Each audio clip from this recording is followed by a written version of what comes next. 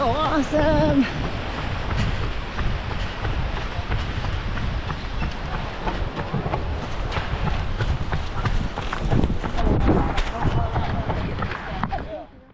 Bonjour, welcome everyone. I'm so excited for this first video of a series documenting my preparation to Swiss Peak 360.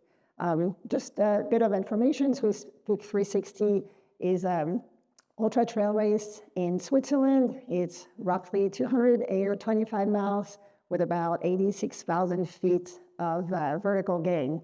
So every month, I will be releasing a video that will go over the training, gear, fueling, the mental aspect of this preparation. So really excited to launch this and engage with everyone and have hopefully a ton of super helpful conversation and just have a good time.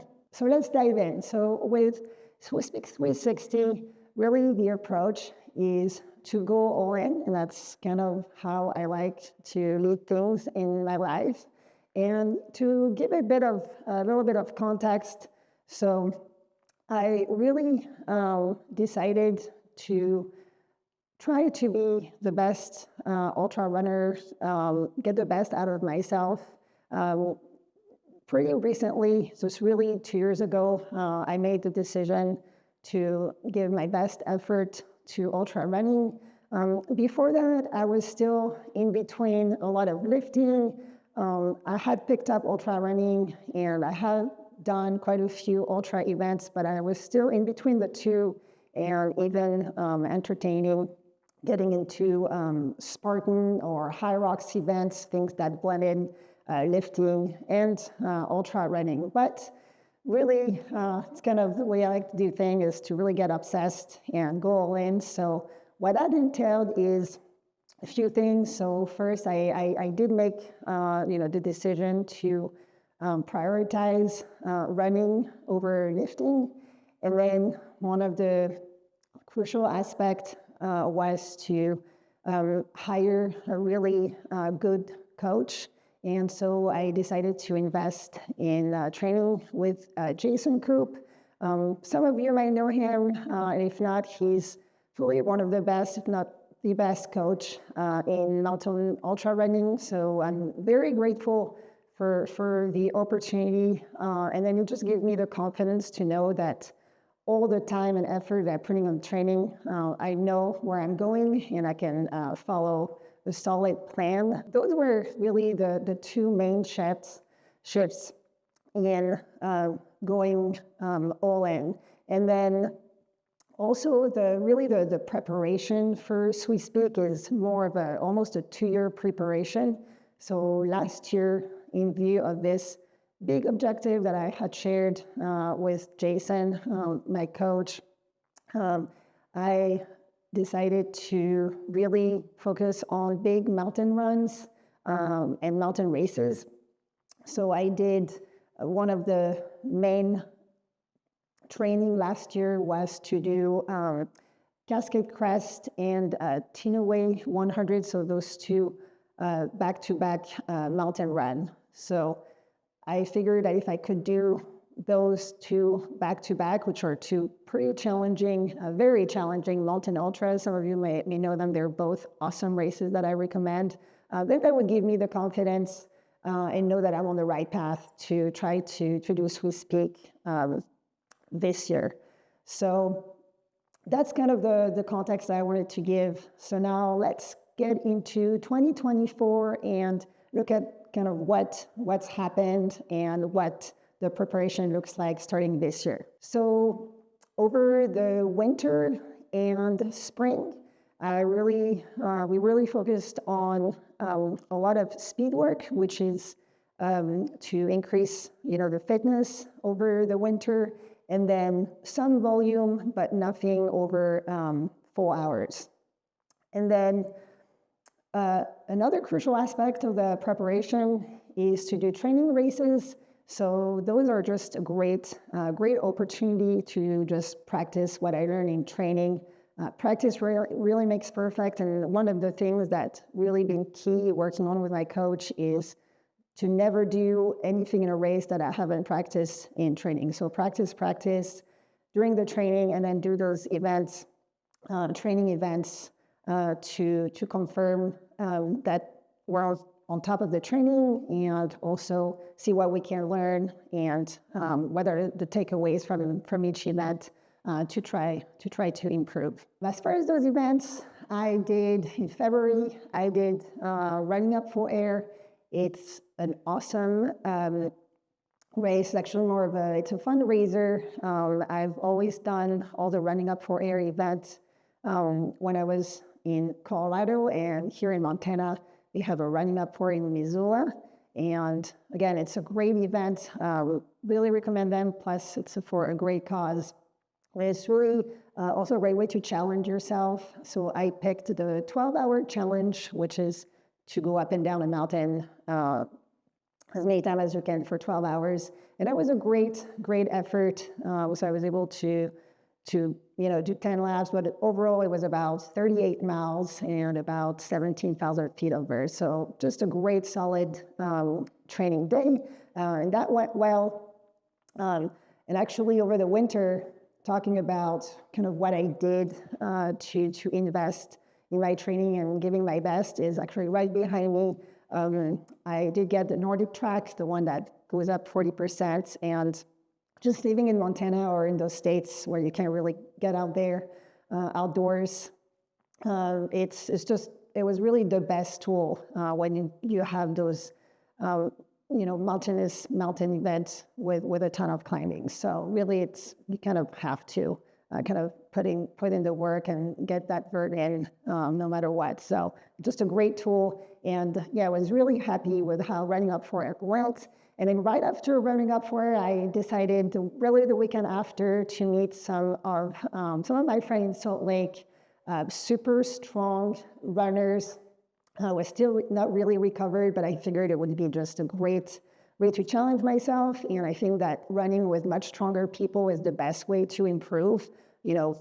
Smarter, stronger. I think I just love to connect with people that I can learn from. So I went to meet my friends in Salt Lake, and it was definitely a challenge. I mean, their running pace, pretty much their easy run, it was my threshold, and plus I was still recovering. But all in all, it was just two back-to-back weekend with the Running Up for Air, and then doing some really challenging runs for me with my friends. So, and what that brings is, like my coach said, is great training adaptation, and just a great way to increase my fitness over the winter. So the highlight of the training block this winter and entering into spring was the Georgia Death Race. It's been on my bucket list for a long time, and it definitely delivered. It is a technical trail, really challenging terrain, but also some fast, runnable section, and just overall a great event to test your fitness, coming out of winter, early spring. It's also super well organized, so I highly recommend it.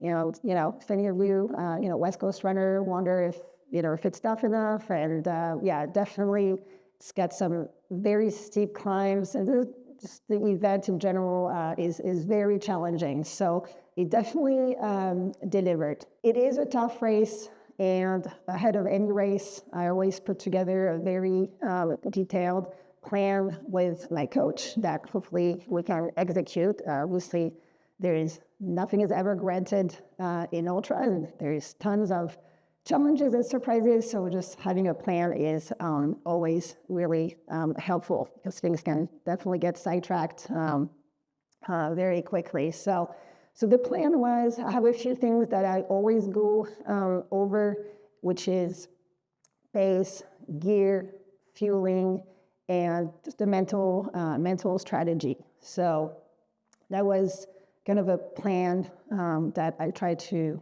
execute for each race. So as far as the pace, we had talked about starting pretty conservatively, being conservative with the start, and then push kind of at the halfway mark and pretty much, I guess, yeah, try to negative split. I mean, the most challenging climbs are in the beginning of the race. So just really trying to get into the flow, find my bearings, run my own race, and then push depending on how I was feeling. So as far as gear, I really wanted to practice with the pack that I'm going to use for Swiss Peak 360, which is the red light Legend. It's more of a fast packing pack, but the more I train with it, the better. So at pretty much every long run and every race, even though it's a little bit too much for the needs of the race or the long run, I just want to be very intentional about practicing with the pack, make sure that the pockets, the logistics works for me, and also figuring out, especially there's no hot spots or chafing going on with the pack, so that I can be super proactive with all my gear. And then the second piece of equipment, obviously shoes. As we all know, blisters, spur issues are one of the number one reasons for DNF. So I used the shoes that I've used at my last 100 miles last year, the Hoka Speed Goats, and then I also used the Salomon Ultra Glide. But I'm definitely entertaining other shoes, so I'll keep you posted on that. But I just have a few in rotation here, and still trying to figure out what will be the go-to for Swiss Peak. So another big aspect, as all of you who are ultra running, and if you're not into ultra running or don't run ultra yet, nutrition is probably as important of the training, if not more. So that's something I've been practicing a long time, and actually also with my background in bodybuilding, it's always gone fairly well, but we can always do better. So something I've been doing is eat more. And if you're an ultra runner, I think that's something that you might already be doing. But I've been very intentional about eating more often and eating more. Now, what does that mean?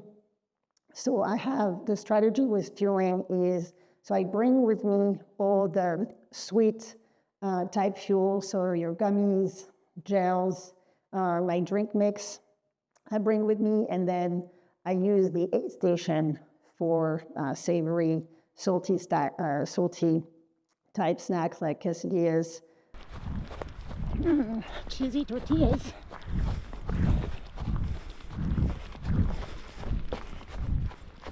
Nom, nom, nom. The other thing I do, so I do break it down that way with what I'm bringing and then what I'm going to use at the aid station.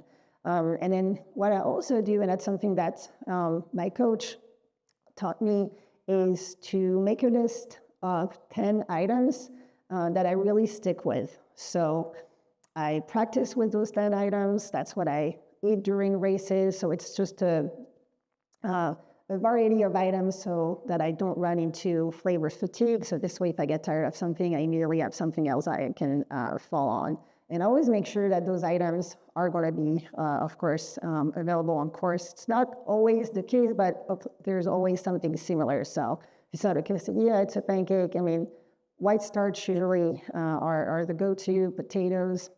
So just keeping that list and being flexible a little bit at the same time. So besides the list of the fuel that I'm going to use, another big aspect of fueling is the caffeine intake for those long races. There's even some 50-milers that can last a while. We can, get tired. But, over 100 milers, you're most likely going to spend a night out on the course. And for me, I'm an early sleeper. I get a ton of sleep, which is great, but I am in bed by 9 and I sleep like a rock. So at 9 p.m. on race day, no matter what I do, I'm just ready to just take a dirt naps. My pacers are very familiar with that, but it's not ideal. It wastes a lot of time, especially that early in the race. So I'm really working to try to find solutions to that. And the solution has been Red Bull. It's kind of maybe stating the obvious, but it literally gives me wings. So I'll strategically have a couple Red Bulls. I'll have half a Red Bull, usually right around 9:30, or depending when I get to my first drop bag. And then for a 100-miler, I'll have pretty much a full Red Bull for the last 20 miles. So that's been super clutch and a nice relief to kind of find the tools to stay awake and keep going. So no dirt naps at the dirt death race. I was really happy about that. But yeah, we'll see how that progresses as the runs get longer. 10 more miles. Oh my God. Red Bull's keeping me awake right now. It's about my bedtime. All right, I think we got this. It's gonna be good. It's good training. Good training. Now, the other aspect, another huge aspect of ultras, if you're starting your first ultra, or even a marathon, for all those sports, endurance sports, things get challenging mentally. So having a mental strategy is also key, and that's something that I always prep with my coach. So what I do is I have a few mantras, but I also practice all of that during training runs, so that and those are things that speak to me. I mean, I know there's a lot out there that you can repeat to yourself from other people, but I think that finding things that really speak to you is super important. So for me, the first one is honoring my legacy, and really by legacy, just sharing a lot, excited to share more about some aspect of my life on YouTube, but it's pretty much honoring my mom and my grandmother. They're two really strong, tough women, and when I run out there, I think honoring everything that they taught me and enabling me to be where I am today means a lot to me. And they've gone through a lot of hardships in their life themselves, and I've seen them overcome those things, and they're going to be much, much harder than any ultra. So thinking about them and thinking about that legacy just really speaks a lot to me and helps me a ton during the race, or actually other tough times in life. And then the other the other mantra is no tiny heart, and this one actually comes from one of my drill sergeants in the Army. So I was in the Army for about 3 years, and I got to say, I did not thrive. It was extremely difficult and challenging, and I failed a ton of the exercise. And every time I was failing, and my drill sergeant would usually, yell, don't, no tiny heart, things like that.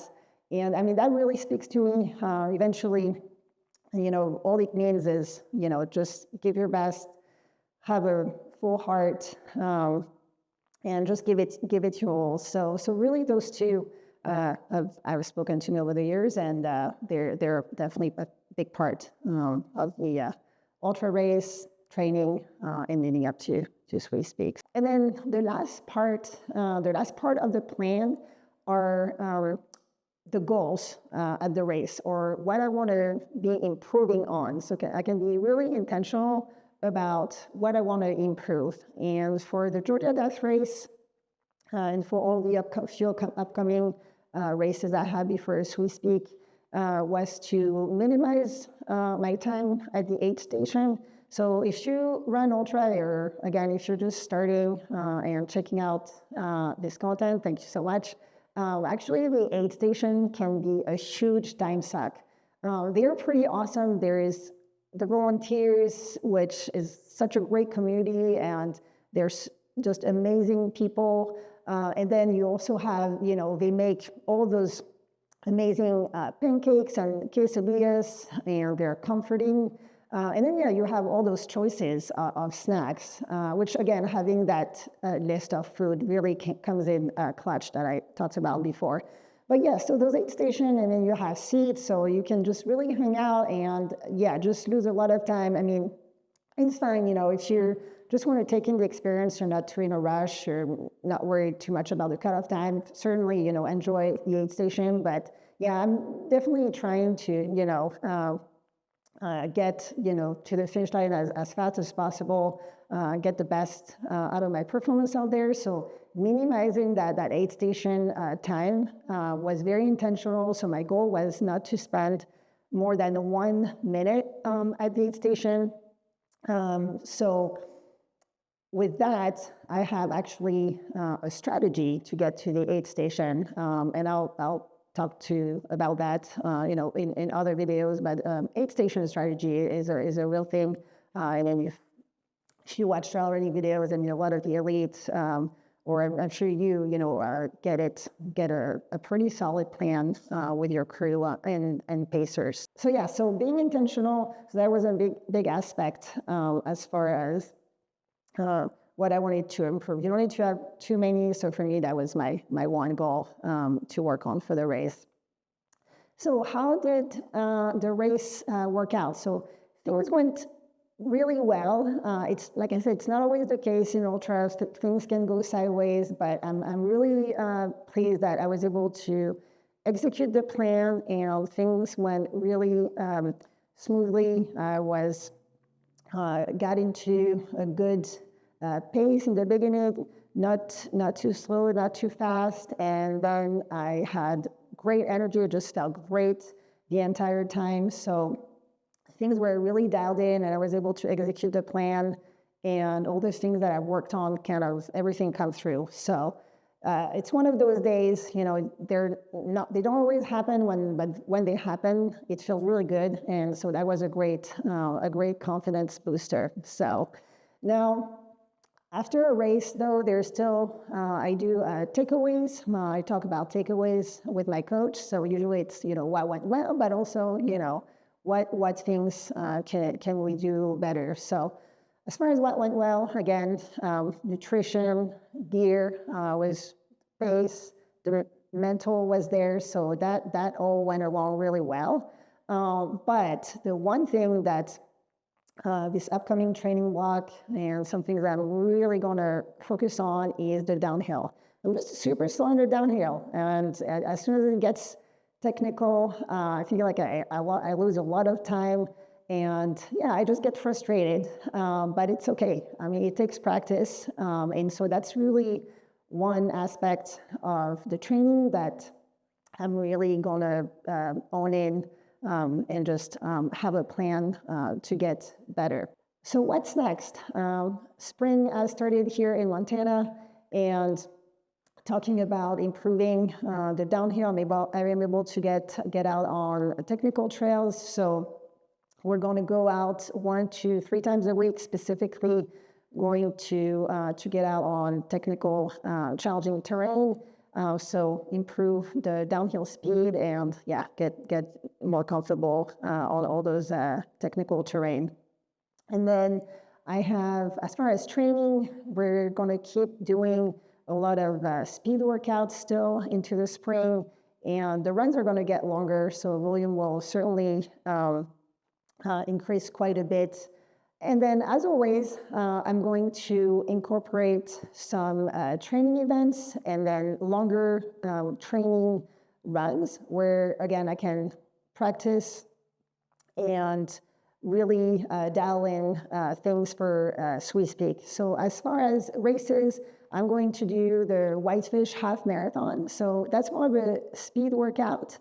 And my goal there is to PR my half marathon. So I'm hoping that with my increased fitness since last year, I can do, increase my time from previous years. I'm not training specifically for it. Again, the big objective is Swiss Peak, so we're not deviating from that. But yes, hopefully with my better fitness and conditioning, I'll do a little bit better. And then, so that's the Whitefish half marathon. So really, it's going to work as a speed workout, and we're going to include it that way in the training block. And then the next race, and I'm actually really, it's a scary event for me, and way out of my comfort zone. A lot more about this in the upcoming videos, but it was the Minotaur Sky Race in BC, Canada. But until then, I hope that you guys enjoy the content. Please feel free to ask questions or drop comments. And if you like the content, share it with friends. And with that being said, see you in June.